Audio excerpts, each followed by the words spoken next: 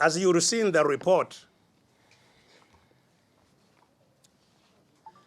the Committee of Elders did not make the slightest attempt to establish the facts. Zero. In spite of my having pleaded with them to do so. They did not check on the party accounts or party records. They did not improve the knowledge that we had before they were formed. In fact, their only written finding,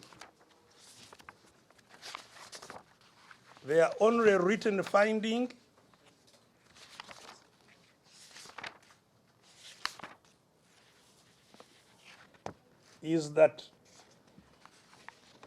this was a very sensitive matter.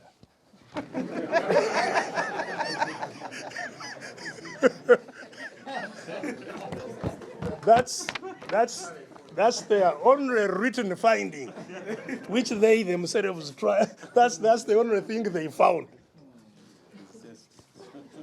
Beyond that, they only record what each of us told them. That's the only, so there are minutes of the meetings that they held with different people. That's all that this report is. They did not attempt at all to find the facts. So even in this report, you can't, and somewhere they say that Honorable Nandara himself says that he's the one who lent money to the party. They didn't even ask him, how much, sir, did you lend? So even that was too sensitive to be asked, and that he told them he withdrew the money he gave me from one of his accounts. Even that they did not, that he supplied some papers from some company maybe which he owns or has interest in to show that he had money in the bank. No attempt at all to establish the presence or the source of money or how much, under what terms. If somebody says, I lent to the party, okay, you lent to the party. Is there an agreement between the lender and the borrower? I mean, at least the committee would have established whether if there was money lent, what were the terms, from who, and where was it placed? Was it placed on the lender, on the borrower's account? What happened to this? Where did the borrower put the money, and how was it accessed? Nothing is contained in this report. Indeed, having found nothing, certainly not looked for anything and found nothing,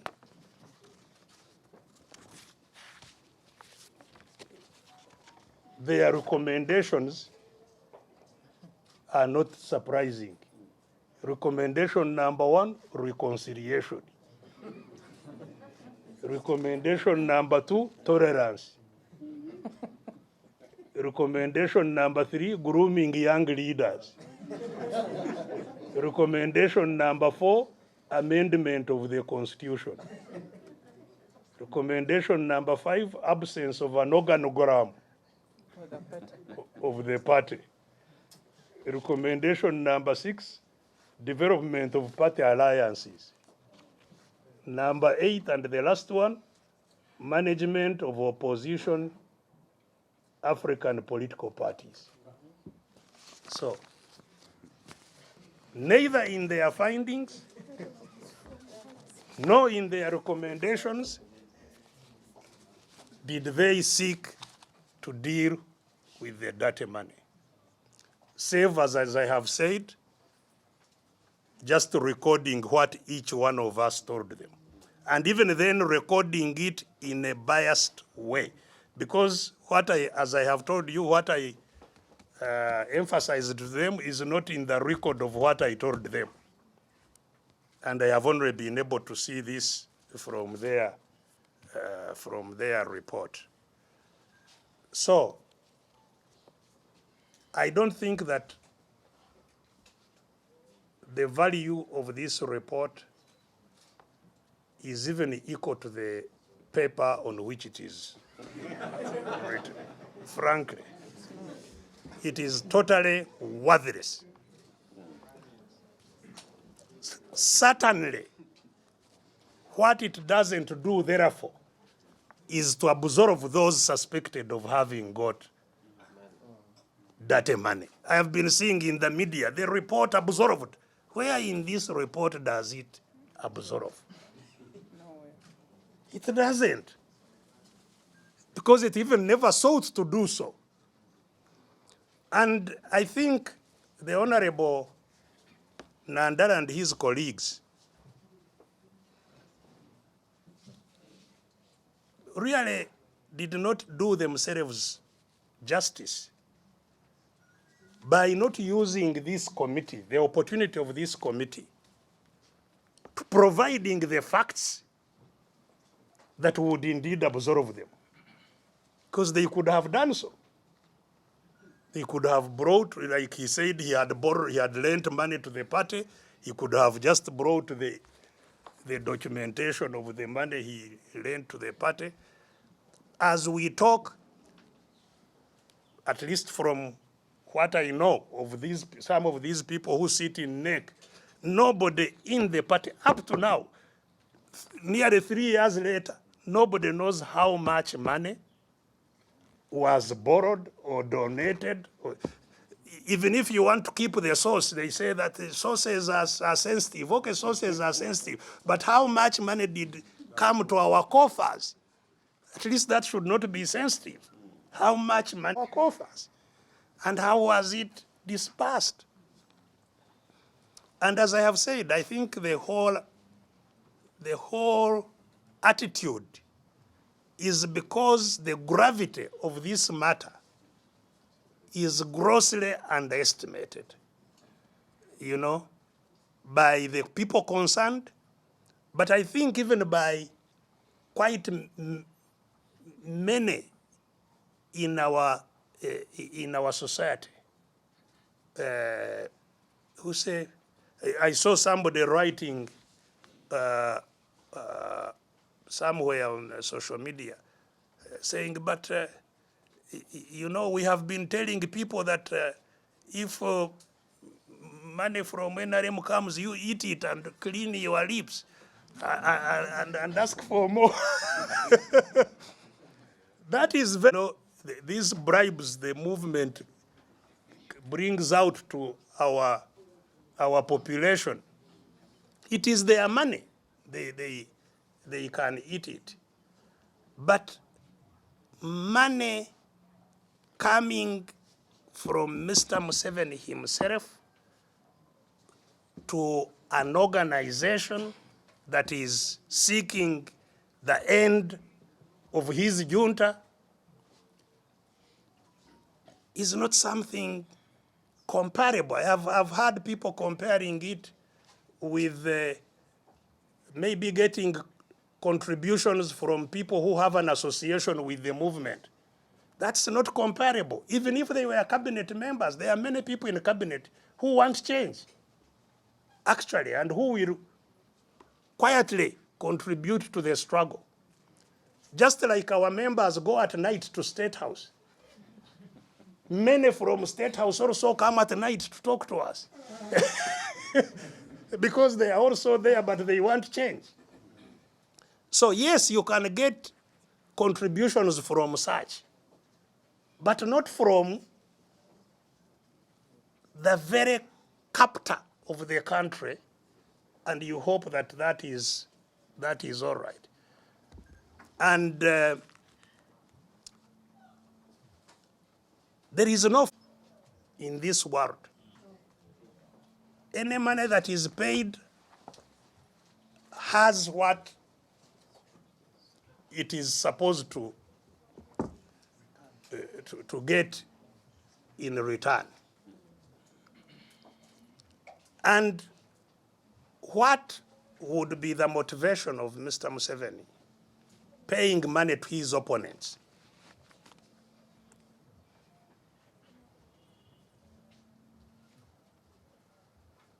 Well, you've seen him himself bragging that by 2021 there will be no opposition.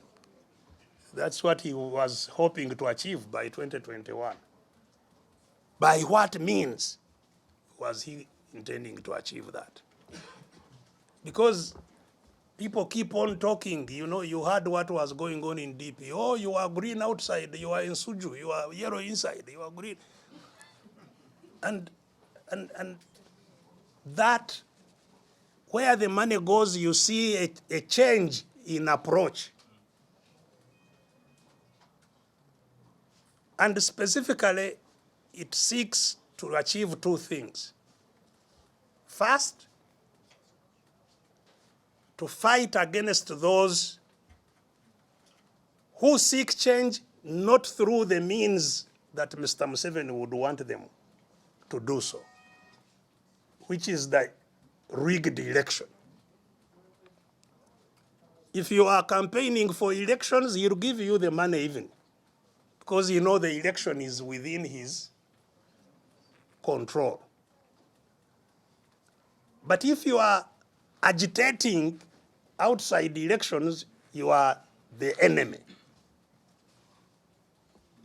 And we've had time to talk about the type of elections he continues to organize. So that is one of the reasons the money is given. It's to undermine those who seek to use potent means to get rid of him, or of the system that captures Uganda. Secondly, it is to stop cooperation of all those who seek change, the working together of all those who seek change, unity to fight and get out of oppression.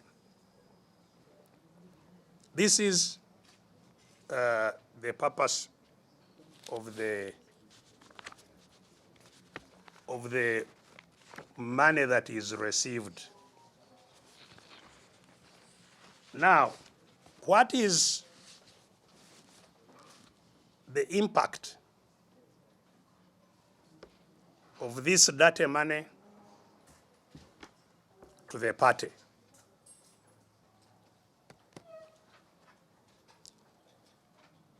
First of all, it has already made the party more or less dysfunctional,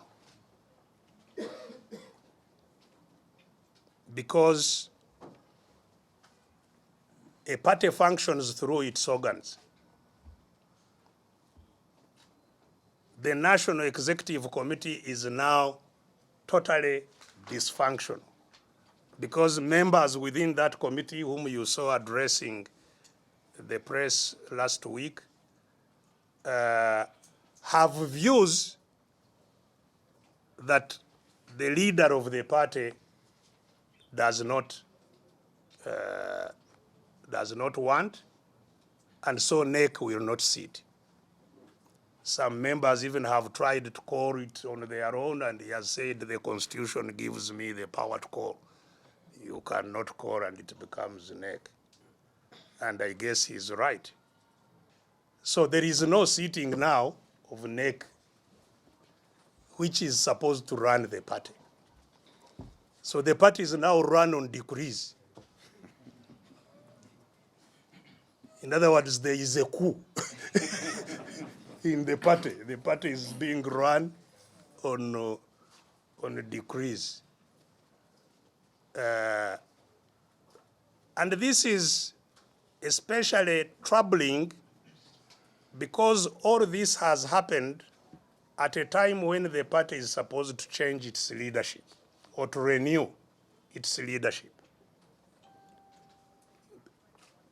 This renewal should have happened in 2020,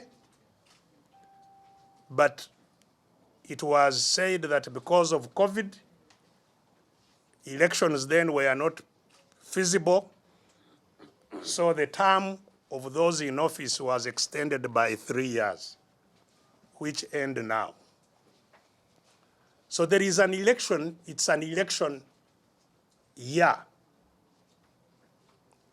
And we are now going through electoral processes with a dysfunctional NEC, which would be overseeing and guiding and managing processes. And indeed, you have heard that NEC has decided some things, and I think that's when it ceased to sit. It decided some things which were totally ignored, and those who are managing the party at the helm continued in total disregard of NEC decisions. And the Electoral Commission, which is supposed to organize these elections,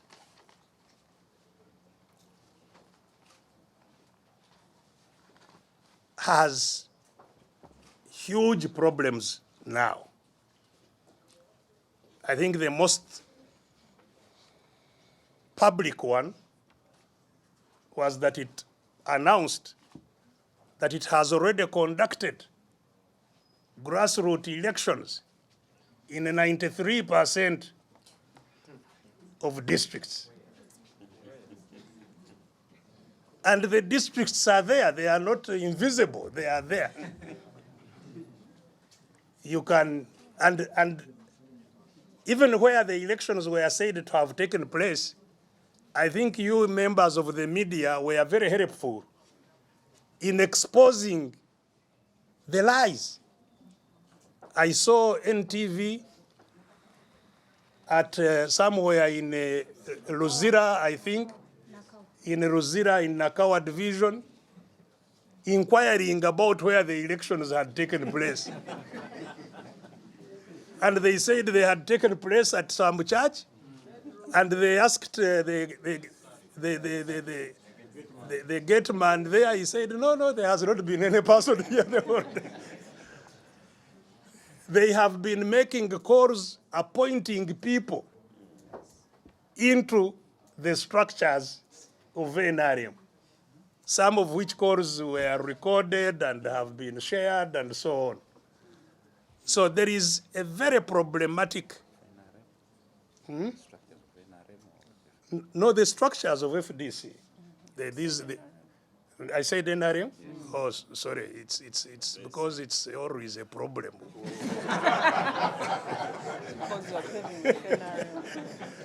And now it's very difficult to differentiate what these ones are doing. Because this is what NRM is known for. Surely not FDC. That FDC is conducting elections of this kind is a total disgrace. Certainly to the founding principles of this wonderful party. So, the controversies that we are talking about of dirty money and how it is resolved and of how the party is managed have now crept into the process of renewal of leaders. And clearly, the Electoral Commission, at least by its own pronouncements, is totally discredited. There are other factors that would discredit it, but at least that is the most obvious and public source of,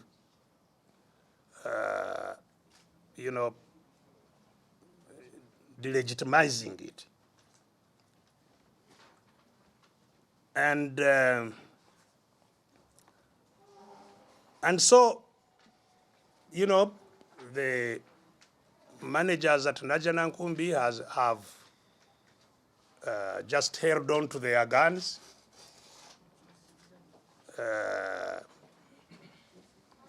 Part of it is what you saw play out in the last National Council. In the entire history of FDC, I have never seen anything anywhere near the chaos that I saw at Najja Nkumbi, where the National Council was supposed to take place. And the people have been in Rosira, and so on. Many were injured, and so on and so forth. And all the other scenes that you have seen, which included beating up members of the media at our headquarters. All these are very, very troubling, but,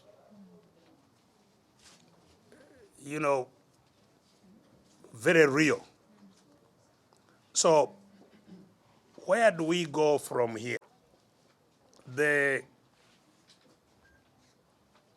way forward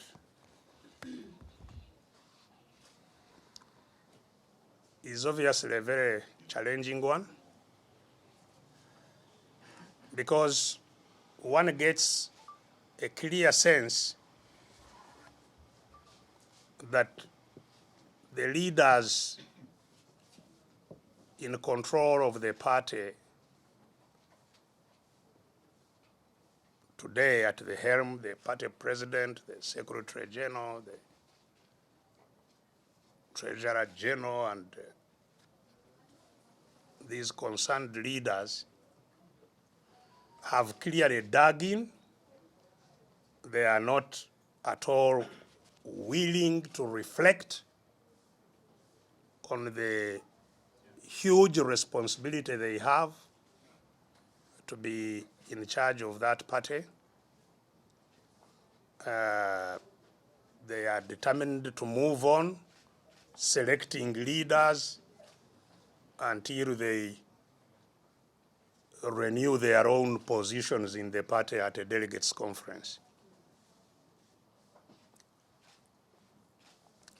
So, in short, as I have said, there is some kind of a coup in the party. The party is captured.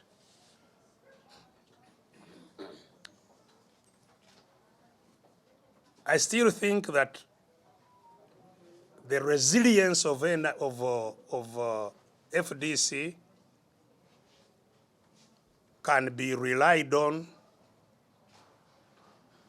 to free the party to function in normal ways. Because we are still members of this party.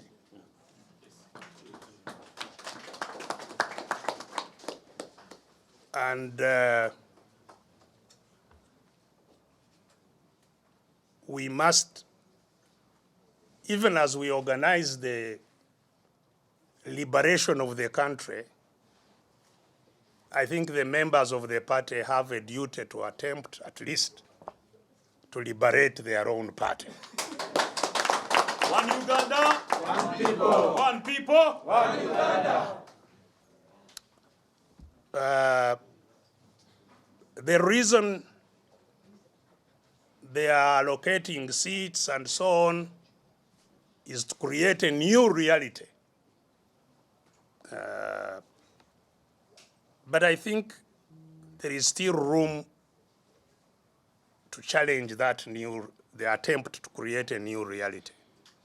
Because if they had held a delegates conference, the National Council, I believe, will have to sit again. The term of the leaders will expire at the National Delegates Conference. That's my sense of the law, unless I'm advised differently. So the National Council is still alive. It must prepare for the Delegates Conference, and the National Council, therefore, has a chance of freeing what has happened. That will take a resistance struggle to be undertaken. Our members need to, therefore, within the districts, mobilize, organize, and resist what is going on. And I know that there are many party leaders who are already working on a plan to now move around the country to touch base with the party owners and to mobilize to make sure that the party is returned in the hands of the owners.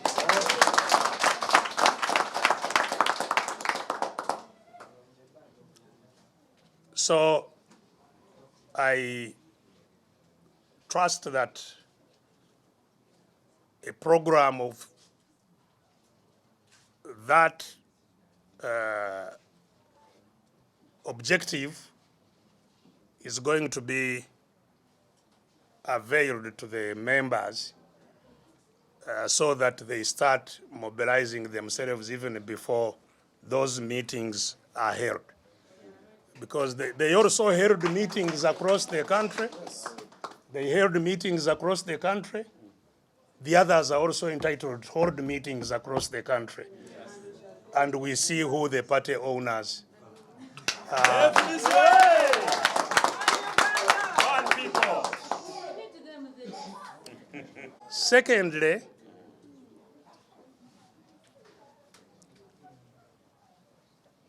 if that National Council then sits, I think it has now no option but to create a transitional leadership that will reorganize all the processes to a new leadership. Because clearly, first of all, the leaders now are expiring. They are supposed to expire. But secondly, they are now encumbered with all these issues. So I think it will be important if or when the National Council sits to, if they want to, if they are charged to rescue the party from a path of destruction, they should create a transitional leadership to carry us through this contentious time. Secondly, I hope that transitional leadership will appoint competent firms or people to undertake a forensic audit of the party. Forensic audit of party resources. I think it is important, it is critical, and it in the benefit of all, so that we know the truth. Something which we could have been saved by the Elders Committee if it had directed its mind properly. So I think because a forensic audit can establish sources of money, even when you say I'm the one who lent the party, the forensic auditors can establish whether you lent them your money or somebody else. The auditors are able to establish this. Money is traceable, where it comes from, where it goes. That's why these days, because of terrorism, the major source of tracing terrorism is money, following the money. So money can be followed by forensic auditors and established, and we resolve some of these controversies and get over them. And most importantly for me is that all these wrangles within parties have the effect, and maybe intended effect, of diverting us from our main focus of liberating the country. That's our main focus. So we are held down trying to sort out in-house issues and not paying attention to the capture of the country. There has been a suggestion that the reason the leaders in Najanankumbi are hell-bent on continuing with the fraudulent elections is because of the time limit they have within which to have a new leadership. In other words, a constitutional constraint. There is no constitutional constraint that our organs cannot deal with. What is motivating them is rather what they have also said, that we want to buy time for those who are aspiring to become leaders to get to know the party because they are new. And in this, I'm sure they are having a swipe at Omulodi, who is the newest of our senior leaders. But even, I think, Ssemujju, they say these people are new, are rather new. They now want more time to reach out to members they don't know so that they become electable. And they think that that's a good enough reason to have fraudulent elections. I would rather think that if it is not selfish, even if there was time allowed for people to know the electorate so that they choose the best leaders, there would be nothing wrong with it. Certainly, this is not the motivation. The motivation is simply that there hasn't been preparation. But to advance an excuse that you don't want, in other words, you want to take advantage of your own knowledge of the party while others don't have knowledge of the party, is only in the interest of those individuals, not of the party. Because the party would want to have the best leaders possible to lead us to the success we want. You have seen parties even import leaders at the time of elections. You saw in Tanzania when the main opposition party got as their flag bearer somebody who did not belong to the party, but who was able to achieve a lot for the party. So we are, I think, trapped in selfish pursuits here. And some people, of course, accuse me of having, also selfish interests in FDC. I cannot and no longer seek to be a leader in FDC. I served my 2 terms as said by the Constitution. I cannot be a leader again. And I'm not seeking leadership in FDC. I am not even seeking leadership in government. I am only seeking freedom for our country so that we can have an equal voice in this country. What interest would I have in destabilizing a party? What personal interest would I have? I can't tell. So anyhow,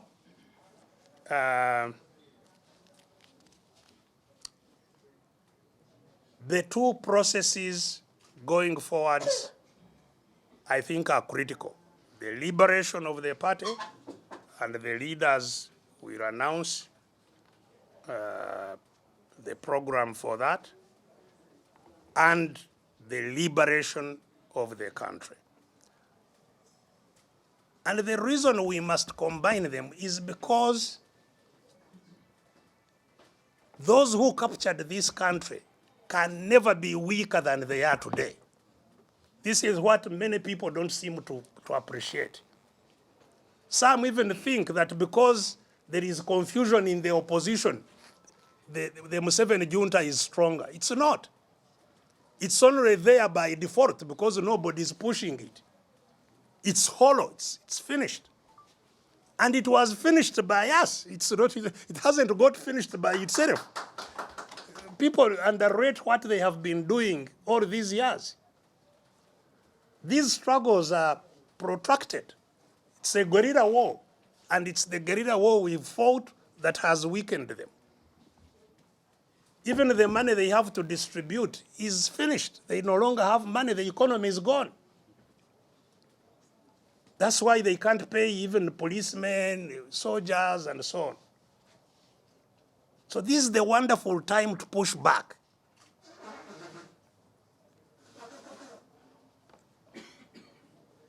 Their security organizations are in total disarray